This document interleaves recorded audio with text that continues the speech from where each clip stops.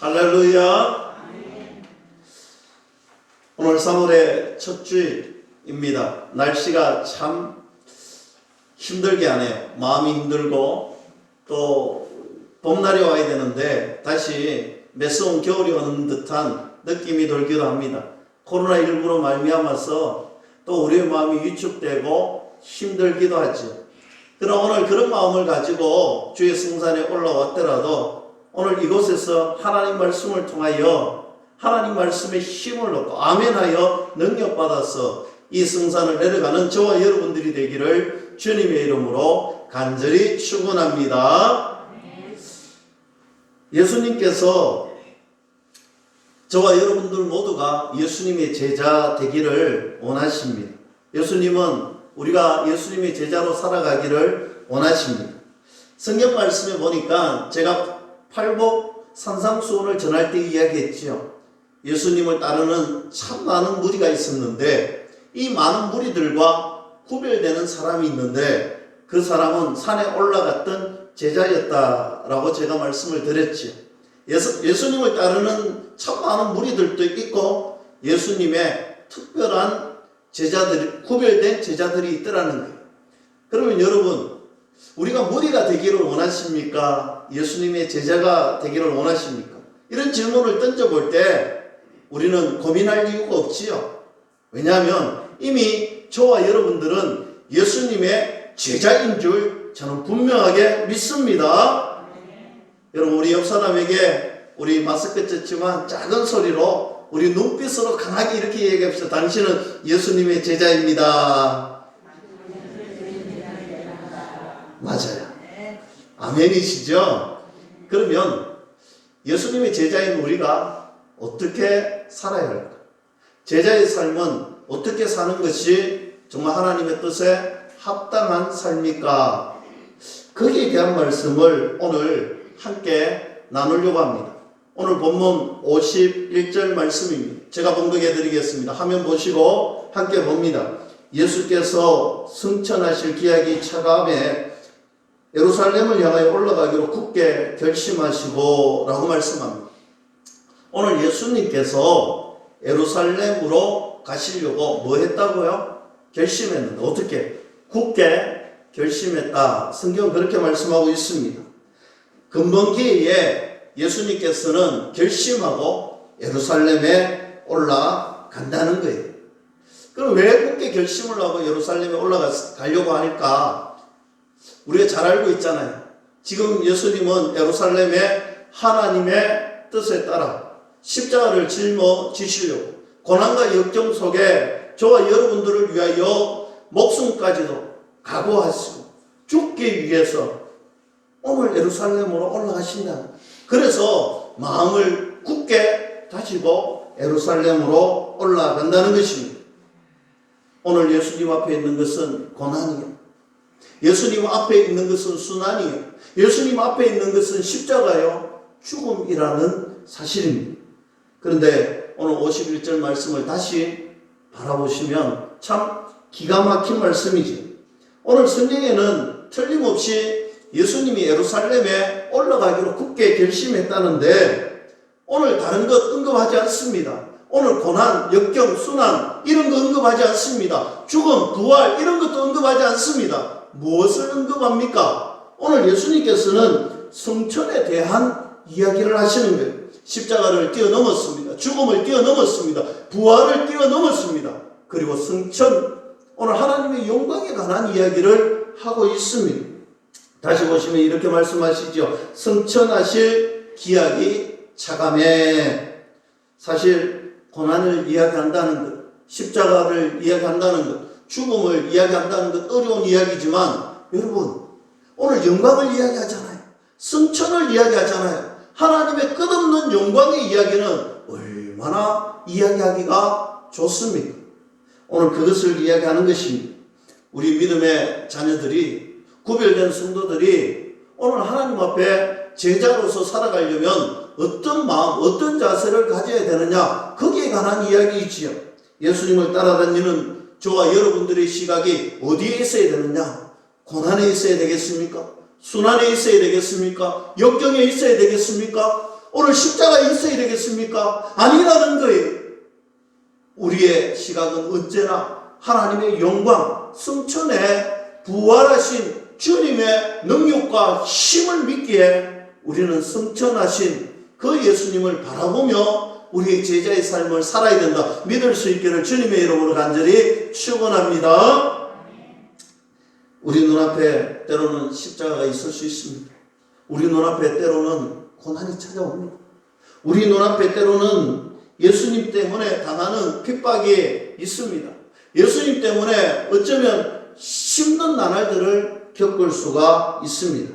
그러나 다시 한번 말씀드리는 것은 저와 여러분들이 이 고난에 집중하는 것이 아니라, 이 핍박에 집중하는 것이 아니라, 이 고난과 핍박 너머에 있는 하나님의 영광, 이 고난 너머에 곧 찾아올 하나님의 은혜스러운 영광의 자리를 우리는 바라보고 거기에 집중하고 우리의 삶을 계속해서 나아간다면 하나님은 고난 너머에 있는 영광을 속히 만나는 은혜를 주실 것이다. 믿을 수 있기를 축복합니다. 여러분, 고난이 다가오면 무엇이 다가온다고요? 오늘 고난이 다가오면 하나님의 영광이 다가온다, 이 말이잖아요.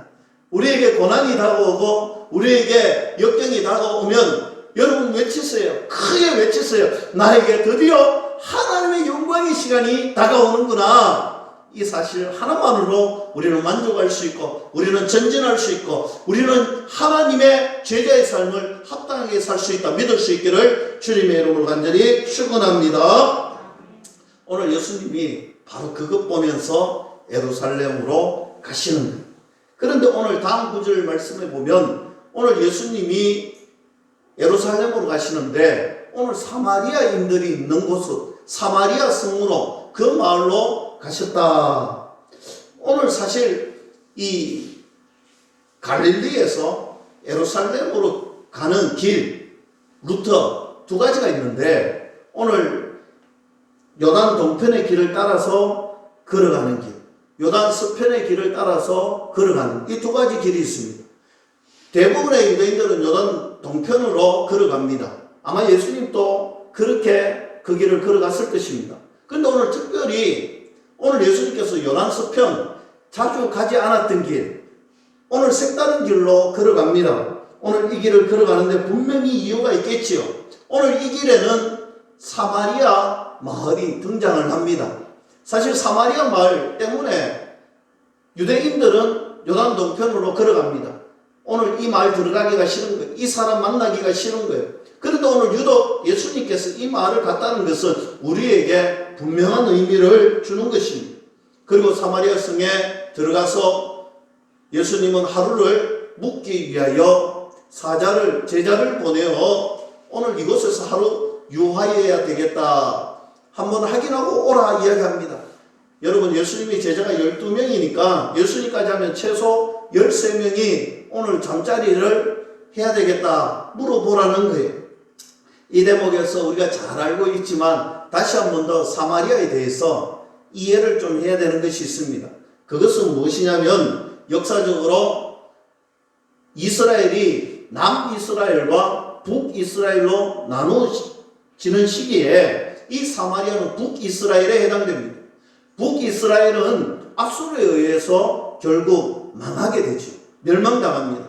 그래서 이 앗수르는 오늘 이 사마리아를 멸망시키고 난 다음에 정책을 핍니다. 야, 저 유대인들은 그대로 놔두면 안 된다. 저들은 하나님의 선민이다. 그래서 똘똘 뭉쳐서 분명히 우리나라를 침공할 거야. 그래서 저들의 정체성, 민족성을 바꾸어 놓아야 되겠다. 그래서 다른 나라에 있는 사람들을 그곳에 보내서 결혼을 시키는, 혼혈 인간으로 만드는 거예요. 그 가운데 고난이 있고 역경이 있고 핍박이 있었겠죠.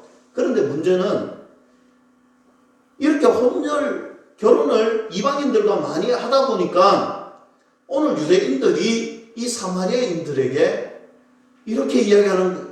원래는 같은 민족, 같은 유대인, 같은 동포였는데 자들은 가짜라는 거예요. 이제 더 이상 우리가 똑같은 민족이 될 수 없다는 거예요. 저들은 이방 민족이라는 거예요.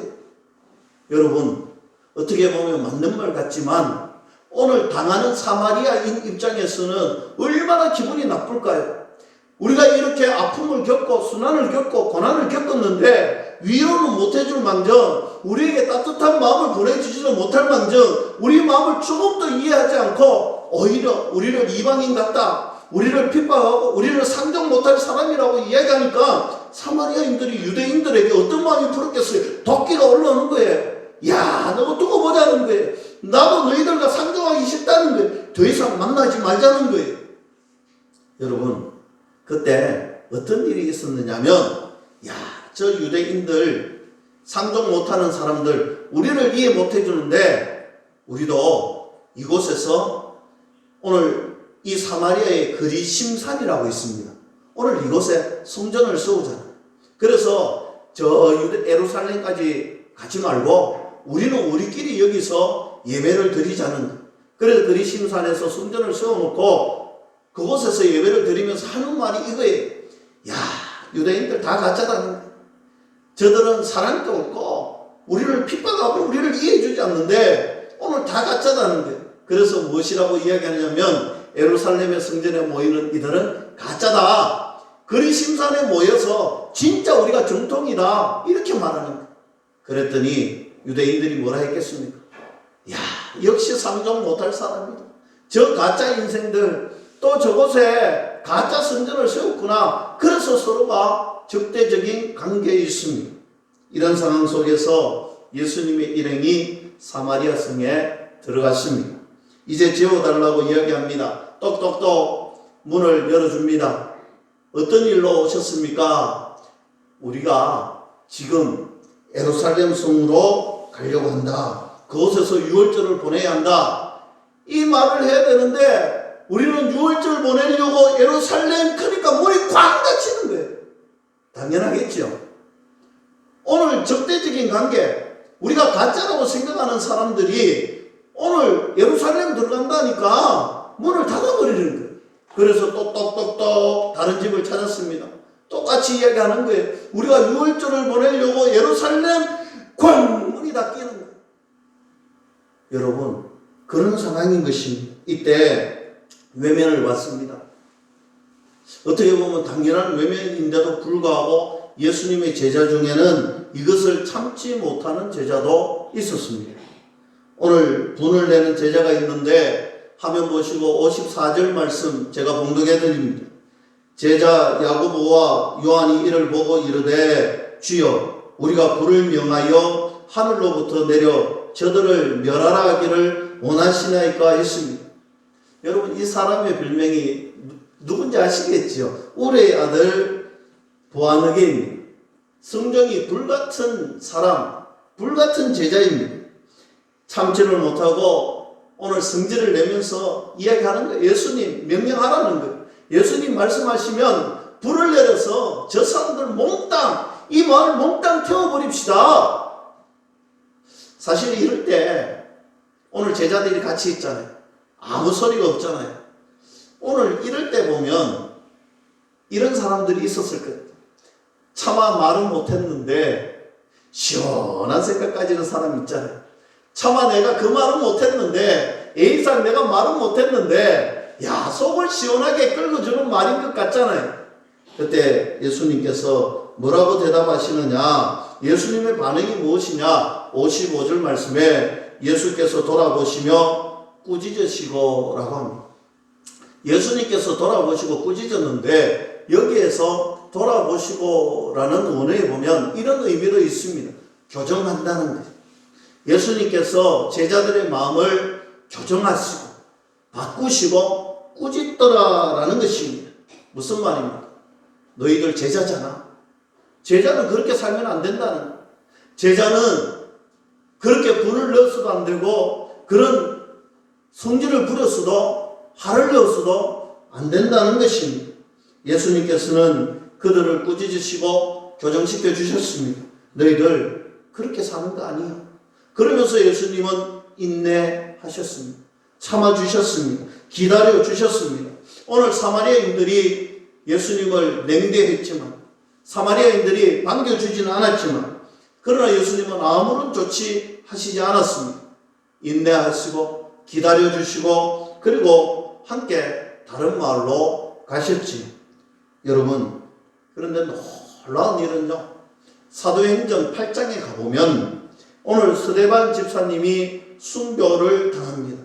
스데반 집사님이 순교 당한 것 때문에 성도들이, 제자들이 막 흩어집니다. 막 흩어졌는데 우리가 잘 알고 있는 빌립 집사님이 이 사마리아 마을에 왔어요. 이 사마리아 마을에 와서 오늘 예수님의 복음을 전합니다. 오늘 예수님의 말씀을 전합니다. 그랬더니 오늘 사마리아인들이 예수님의 복음을 받아들이는 거예요. 믿는 사람이 생기는 거예요. 그곳에서 믿음의 기적이 일어나는 거예요. 예수님의 능력이 그곳에서 복음을 통하여서 일어나더라는 것입니다. 사랑하는 성도 여러분, 그래서 사도행전 8장에 이렇게 표현해 놨습니다. 그 성에 기쁨이 가득하더라. 할렐루야. 여러분, 사마리아 성에 복음의 역사가 일어났다는 것입니다. 조금 예수님께서 기다려 주었더니 냉대하고 핍박했던 그들을 조금 기다려주고 기도해 주었더니 거기에 놀라운 은혜가 임하더라. 이것이 성경에서 가르쳐주고 있는 우리에게 향하신 하나님의 말씀입니다. 불을 내릴 수 있었습니다. 태워버릴 수도 있었습니다. 몽땅 심판할 수도 있었습니다. 그러나 기다려주시고 인내해주시고 참아주시니까 하나님의 때가 되니 하나님의 은혜가 임하고 하나님의 능력이 나타나고 하나님의 기적의 믿음의 신비가 드러나고 그 성에 기쁨이 충만하였더라. 제가 이 말씀 준비하면서 야, 그렇구나. 여러분, 우리가 기다려야 됩니다. 인내해야 됩니다. 참아야 됩니다. 주변에서 어떤 말을 해도, 주변에서 어떤 소리를 해도 우리 세월이 교회는 하나님 때문에, 예수님 때문에 참을 줄 알아야 됩니다. 인내하시고 참으시고 그들을 기도하면 하나님의 때가 되면 하나님께서 우리 일광땅에 우리 세월이 교회를 통하여 저와 여러분들을 통하여 우리의 가정을 통하여 기쁨이 충만한 도성, 믿음의 도성으로 바꿔주실 줄로 믿을 수 있기를 주님의 이름으로 간절히 축원합니다. 오늘 예수님께서 길을 가십니다. 그 중에 한 사람이 헐레벌떡 달려옵니다. 달려와서 하는 말이 57절의 말씀인데 이렇게 이야기합니다. 나는 어디로 가든지 예수님 따라 갑니다. 예수님이 어디로 가시든지 나는 따르렵니다. 아마 이 얘기를 했습니다. 얼핏 들어보면 참 흐뭇하잖아요. 천군만마를 얻은 것 같잖아요. 좀 전에 냉대당하고 왔는데 오늘 한 사람이 헐레벌떡 다가와서 나는 예수님이 어디로 가든지 따라가겠습니다. 그때 오늘 예수님이 이야기합니다. 나를 따라오려거든 주의 상황이 하나 있는데 그 주의 상황이 무슨 말이냐? 오늘 58절 말씀입니다. 예수께서 이르시되 여우도 굴이 있고 공중에 새도 집이 있으되 인자는 머리 둘 곳이 없도다. 여러분, 이것이 주의 상황이었습니다. 무슨 말이냐? 너가 나를 따르려고 하는데 혹시나 우려해서 내가 말하는데 오늘 예수님께서 가는 곳곳마다 기적이 일어나고 오늘 예수님이 가는 곳곳마다 무리들이 따르잖아요. 오늘 메시아가 오늘 이스라엘을 이 로마에서 해방시켜 주시는 위대한 왕이 탄생할 것 같은 그런 생각을 다 가졌잖아요. 오늘 이도 그랬을 것입니다. 예수님이 왕이 되면 나도 귀한 자리 하나 차지할 수 있지 않을까? 오늘 그런 마음으로 따라왔다는 거예요. 사랑하는 성도 여러분, 오늘 예수님 말씀하실 때마다 은혜가 나타났잖아요. 병자가 고쳐졌잖아요. 귀신이 떨어져 나갔잖아요. 오늘 그거 보고 찾아왔던 사람이 있습니다. 상황적으로 그런 사람들이 있습니다. 오늘 그런 사람에게 주님이 이야기합니다. 나는 그런 사람 아니다라는 거예요. 내 제자가 되면 네가 생각하는 것처럼 은혜가 있고 그곳에 형통함이 있고 그곳에서 부자가 되고 그곳에서 놀라운 일이 일어나고 그곳에서 너에게 귀한 출세의 길이 열려질 것이다. 이런 생각한다면 오산이다. 나를 따라오려면 이것도 없고 저것도 없다는 거예요. 아무것도 가질 수가 없다는 거예요. 그래도 너가 나를 따를 수 있겠느냐라는 말씀이었죠. 성경에는 이 사람이 따랐는지 따르지 않았는지 다음 대목이 없습니다. 그러나 제가 추측컨대 이 사람은 따르지 않고 집으로 돌아갔을 것입니다. 예수님은 어쩌면 실망이 가득했을 것입니다. 예수님이 걸어가는 길 따라오는 그들은 예수님의 다른 것만 보고 따라왔는 거예요. 예수님의 진짜 제자의 삶이 되기를 원하지 않았던 것입니다. 제자의 삶은 어떤 삶입니까? 출세하기 위해서 주님 따른다면 그건 제자의 삶이 아닙니다. 내 삶이 정말 평안해지고 내 삶에 부유해지고 내가 출세할 것 같고 예수님 잘 믿으면 부자 될 것 같고 예수님 잘 믿으면 내 삶이 성공하는 삶 될 것 같고 그것 때문에 예수님을 따른다면 그것은 잘못 따르는 것이다. 오늘 예수님을 따르는 삶은 성공의 삶이 아니라 예수님 지금 말씀하시다 죽음의 삶이라는 거예요. 그럼 왜 예수님을 따라야 돼요? 우리가 제자의 삶을 걸어가야 되는 것입니다. 성경은 분명하게 말씀합니다. 요한복음 12장에 보면 한 알의 밀이 땅에 떨어져 죽으면 많은 열매를 맺는다. 이것이 제자의 삶입니다. 한 알의 밀알이 땅에 떨어져 죽으면 많은 열매, 많은 사람을 살릴 수 있다라는 거예요. 내가 죽으면, 내가 제자의 삶으로 내가 죽으면 수많은 사람이 살아나는 역사가 일어나는 것입니다. 제자의 삶은 그런 것입니다. 예수님 때문에 예수님과 함께 죽을 수 있는 믿음의 삶, 예수님이 걸어가셨던 그 십자가의 삶을 짊어지고 나도 그 길 따라 걸어가는 삶, 나도 예수님처럼 죽을 수 있는 삶. 그러면 그 죽음을 통하여서 수많은 사람이 살아나는 놀라운 영광이 주어진다. 믿을 수 있기를 주님의 이름으로 간절히 축원합니다. 주님께서 질문을 받고 계속해서 요청합니다. 예수님 따라다니는 사람이 어떤 사람인지 계속해서 말씀합니다. 그리고 59절 말씀에 보니까 예수님께서 또 다른 사람에게 나를 따라오너라, 나를 따르라 라고 이야기합니다. 분위기상 예수님을 따라오라고 한 이 사람은 예수님을 잘 따르려고 믿음에 굳건한 그런 사람은 아니었던 것 같아요.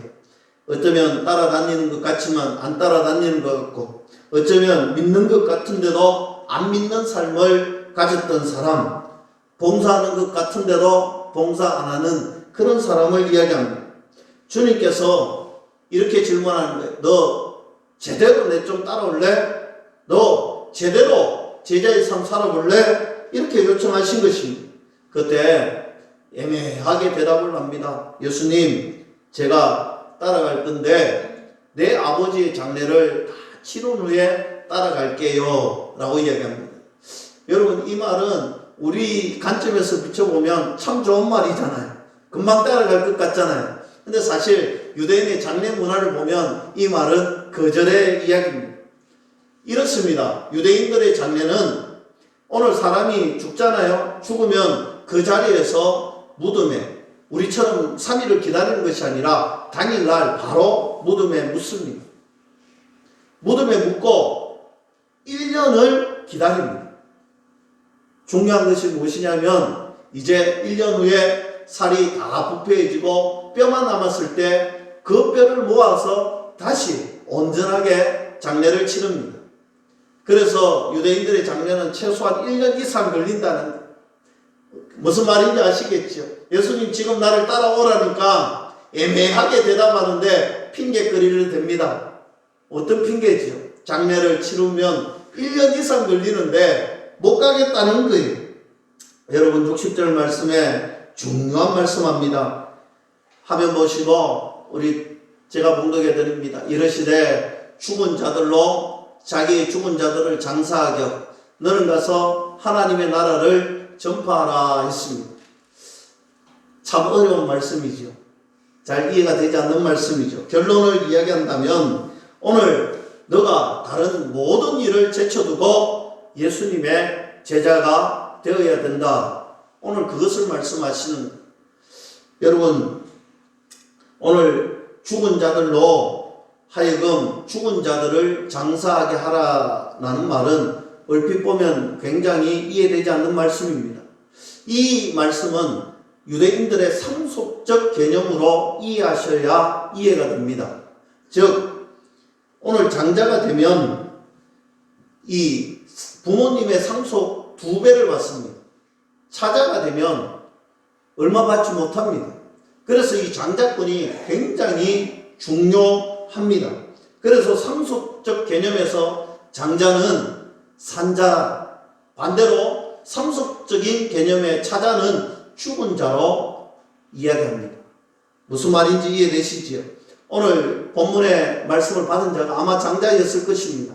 너 장자의 그 권한 포기하고 장자에게 주어진 그 유산 포기하고 나를 따르라는 것입니다. 오늘 차자에게 모든 걸 맡기고 지금 즉시 나를 따르라는 것입니다.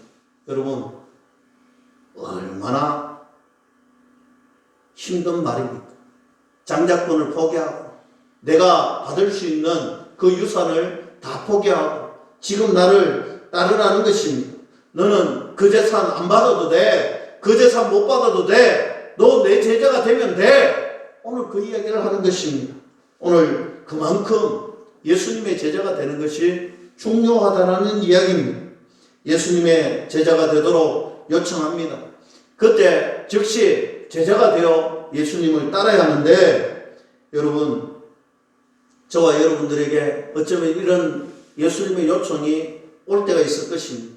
그때 즉각적으로 예수님, 아멘, 따르겠습니다. 이런 저와 여러분들이 될 수 있기를 주님의 이름으로 간절히 축원합니다. 제가 아직 성지순례를 못 다녀왔어요. 성지순례에 대한 그런 한번 가고 싶은 마음이 참 충만해요. 성지순례에 가서 이 성경에서 말씀하시는 곳곳마다 그 흔적과 채취를 한번 보고 싶은 그런 것들이 참 많아요. 그리고 이 눈으로 보는 거하고 직접 보는 거가 다르잖아요. 그 가운데서도 제가 꼭 보고 싶은 곳이 있다면 마가의 다락방입니다. 이 마가의 다락방은 여러분, 예수님께서 십자가를 지시기 전날 최후의 만찬을 가졌던 장소입니다. 뿐만 아니라 이곳에서는 오늘 예수님을 배반한 유다를 대신하여서 마띠아를 선출하는 곳이기도 합니다. 그리고 사도행전에 나오는 120문도, 오순절, 성령, 마가의 다락방 사건이 일어났던 곳이기도 합니다. 여러분, 저는 그 생각을 하면서 말씀을 준비하며 이런 생각을 해보았습니다. 마가의 다락방에 120명의 문도가 오늘 벌벌 떨고 있던 그들이 성령이 임하고 성령의 충만함을 받았을 때 그들은 진짜 예수님의 제자가 됩니다. 그 120명의 문도가 그 어려운 전장을 나와서 세계 만방의 제자가 됩니다. 오늘 저와 여러분들에게 말씀이 전해지고 복음이 전해지고 기쁨이 전해졌던 그 장소, 여러분, 복음의 능력은, 복음의 은혜의 능력은 그렇게 나타나더라는 것이죠. 어느 순간 변화됩니다. 어느 순간 예수님의 제자가 되어 전진하는 사람, 예수님의 제자로 은혜 충만 받아서 걸어가는 사람, 이전에는 보잘것없고 이전에는 아무런 똑같은 사람이잖아요. 이전에는 보잘것없었는데 예수님의 제자가 되니까 상황이 달라지더라는 것입니다. 바로 복음이 증거되는 곳마다 오늘 인생이 살아나고 복음이 증거되는 곳마다 가정이 회복되고 복음이 전파되는 그곳마다 나라와 민족이 살아나는 은혜가 있더라는 것입니다. 그래서 복음 전하는 제자의 삶을 살아가는 저와 여러분들이 될 수 있기를 주님의 이름으로 간절히 축원합니다. 여러분, 한국 땅에도 이 복음이 어떻게 들어오는지 잘 알잖아요. 은도도 선교사님이 원래 인도 선교사님이었어요. 인도를 향하였는데 마음에 자꾸 조선이라는 나라가 들어오더라는 거지. 조선이라는 나라가 들어와서 나는 인도 선교사니까 가는 곳곳마다 저 조선에 가서 복음을 전하라 하는데 저 조선 땅에는 폐쇄적이요 위험한 곳이요 저곳에는 복음이 들어갈 씨알이 먹히지 않는 그런 나라다. 계속해서 거절당하는 거예요. 어느 순간 그의 마음속에 그럼 너가 가면 되지 않겠느냐는 그 마음이 전해지더라는.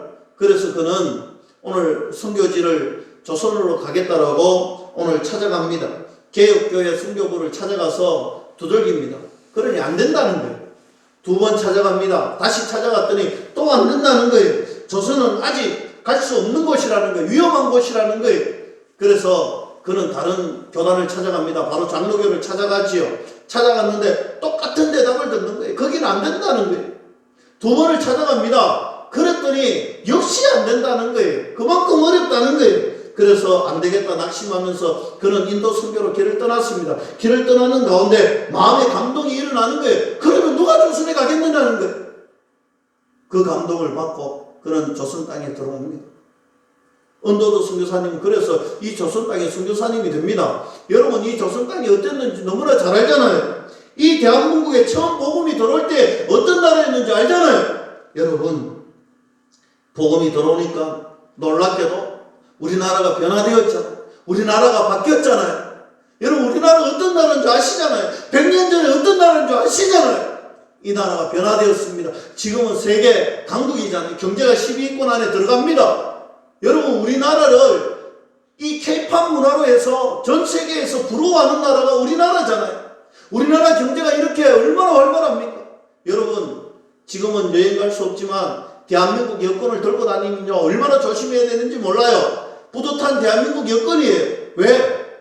대한민국 여권은 너무 좋은 여권이라서 가는 나라들이 다 열려 있는 거예요. 그래서 이 여권을 훔치는 자들이 대한민국 여권을 훔쳐가려고 얼마나 노력하는지 몰라요. 작물마당에 가면 대한민국 여권이 그렇게 비싸대. 그런 나라. 그래서 많은 사람들이 어떻게 대한민국이 이렇게 행복한 나라, 강대국이 되었을까 연구해도 답이 없더라는 거예요. 아무리 살펴봐도 답이 없더라는 거예요. 그런데 저와 여러분들은 알잖아요. 우리나라가 이렇게 강대국이 된 것, 복음이 들어온 이후에 일어났는 줄 우리가 믿잖아요. 복음 때문에 바뀐 거라고 믿잖아요.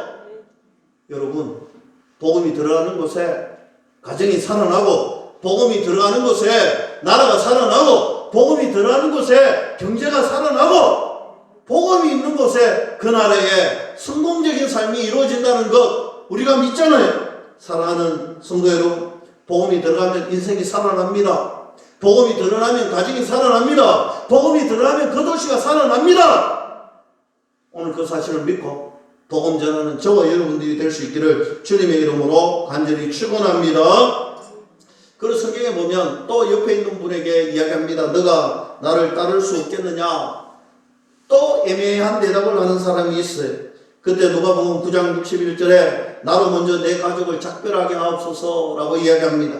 그때 여러분 한번 생각해 보세요. 내 작별 인사할 정도 줘야 되지 않느냐 했을 때 예수님이 그래 작별 인사 어떻게 해야 되는지 이야기합니다. 누가복음 9장 62절 말씀입니다. 이렇게 대답하지요. 화면 보시고 제가 봉독해 드립니다. 예수께서 이르시되 손에 쟁기를 잡고 뒤를 돌아보는 자는 하나님의 나라에 합당하지 아니하리라 하시니라. 할렐루야. 예수님께서 말씀합니다. 너 작별 인사하는데 이거 기억하라는 거예요. 손에 쟁기를 잡고 뒤를 돌아보면 안 된다는 것입니다. 하나님 나라에 합당하지 않는 사람이라는 것입니다. 이 말씀 속에는 유대인들에게는 한 사람이 연상이 됩니다. 한 사람이 떠오릅니다. 여러분 우리가 이순신 장군 대첩 12척의 배를 이야기하면 이순신 장군이 떠오르는 것처럼 오늘 이 말은 누가 떠오르는 것이냐면 엘리사 선지자가 떠오르는 것입니다. 여러분 엘리사 선지자는요 농부였습니다. 그것도 부자 농부였습니다. 12결이 이 소 2마리로 한 결이 이 쟁기를 만드는 이런 12결의를 움직이는 정말 유명한 부자 농부였습니다. 오늘 이 부자 농부에게 어느 날 위대한 선지자 엘리야가 찾아옵니다. 엘리야가 찾아와서 무엇 하느냐? 겉옷을 벗어서 오늘 엘리사에게 던져줍니다. 무슨 말입니까? 지금부터 내가 너에게 선지자직을 위임한다는 거예요. 너가 지금부터 내 대신 선지자가 되어 하나님의 복음을 전하는 사람이 되라는 거예요. 그때 엘리사가 못합니까? 한 결의의 소를 잡아서 잔치를 베풉니다. 그리고 나머지의 모든 것을 불태워버리고 뒤도 돌아보지 않고 하나님의 선지자의 사명의 길을 걸어가더라는 것입니다. 오늘 무슨 말입니까? 여러분, 오늘 나를 따르려거든 이제 모든 것을 던져버리고 하나님의 나라를 위하여서 전심으로 복음 전하는 사명자. 전에는 육신의 쟁기를 짊어지었다면 이제는 영혼의 밭을 가는 쟁기를 짊어지고 나와 함께 가야 된다는 것을 이야기합니다. 사랑하는 성도 여러분, 저와 여러분들에게도 동일한 모습을 이야기할 것입니다. 예수님은 무리가 되기를 원하십니다. 제자가 되기를 원하시냐고 묻지 않았습니다. 너희는 제자다. 제자의 합당한 삶을 살아야 된다. 그러면 어떻게 해야 됩니까? 예수님을 따라 살아가야 하는 것입니다. 오늘 예수님 모습을 한번 보세요. 많은 사람들을 만났습니다. 때로는 사마리아인들처럼 냉대와 핍박과 수모를 주는 사람들도 있습니다. 그럴 때 어떻게 해야 됩니까? 그냥 예수님의 길을 걸어갔습니다. 냉대에 핍박에 치우치거나 그런 것에 낙심하지 않고 오직 하나님의 영광만 바라보며 갈 길을 걸어갔다는 것입니다. 내가 주님 따르겠다라고 따라온 어떤 사람이 있었습니다. 주의 상황 하나 듣고 뒤도 돌아보지 않았고 떠나버렸던 사람입니다. 그럼에도 불구하고 낙심하지 않았습니다. 묵묵히 주의 사명의 길을 걸어가셨습니다. 민기적거리는 사람들이 있었습니다. 핑계거리를 만드는 사람들이 있었습니다. 그러나 주님은 그냥 지나가셨습니다. 오늘 영광의 모습 바라보면서 굳굳하게 주님의 길을, 사명의 길을 걸어가셨습니다. 우리가 인생 살다 보면 여러 가지 일 만날 수 있습니다. 때로는 냉대를 받을 수 있고, 때로는 고난을 겪을 수 있고, 때로는 어려움을 겪을 수 있습니다. 그때 주저하지 마세요. 뒤돌아보지 마세요. 오직 주님이 주시고 주님이 보여주신 그 영광의 길, 십자가의 길, 사명의 길, 생명의 길, 복음의 길로 걸어간다면 때가 되면 주님이 승리하실 것입니다. 때가 되면 영광의 자리에 참여하게 하실 것입니다. 이것이 바로 믿음의 삶이요 제자의 삶입니다.